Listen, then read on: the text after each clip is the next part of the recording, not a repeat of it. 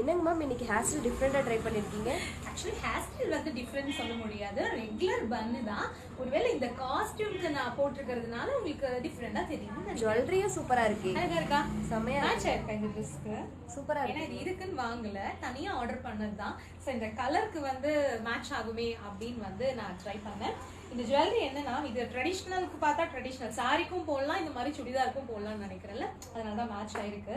இதோட இயரிங்ஸ் கூட எனக்கு ரொம்ப பிடிச்சிருந்துச்சு. இது வந்து நான் எங்க வாங்கினேன்னா, அப்சரா கிரியேஷன்ஸ் அப்படிங்கிற ஒரு இன்ஸ்டாகிராம் பேஜ், அவங்க என்ன மெசேஜ் பண்ணியிருந்தாங்க. போய் பார்த்தோன்னா அவங்களோட கலெக்ஷன்ஸ் எல்லாம் அமேசிங்கா இருந்துச்சு.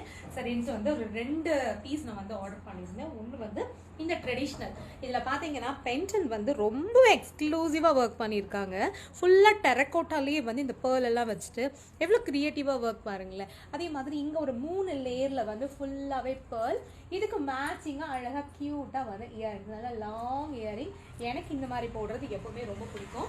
அண்ட் செகண்ட் செட்டு பார்த்தீங்கன்னா அப்படியே காட்டுறேன், ஃபுல் கிரே அழகாக இருக்குல்ல. இதுக்கு நான் ஏதாவது ட்ரெஸ் மேட்ச் பண்ணி கண்டிப்பாக ஒரு நாள் போட்டு காட்டுறேன். ஸோ இதுவுமே வந்து நெக்லஸ் டைப் தான். இதோட ஜிமிக்கி ரொம்ப அழகாக இருந்துச்சு, ஹாஃப் ஜிமிக்கி க்யூட்டாக இருக்குல்ல. ஸோ நீங்களும் இந்த மாதிரி டெரக்கோட்டா ஜுவல்லரி எல்லாம் வாங்கணும் அப்படின்னா, ஸோ அவங்களோட பேஜ் நான் கொலாப் பண்ணுறேன், கண்டிப்பாக போய் பாருங்க. மறக்காமல் இந்த லுக், இந்த ஹேர் ஸ்டைல் எனக்கு எப்படி இருக்குது அப்படின்னு கமெண்ட் பண்ணுங்கள்.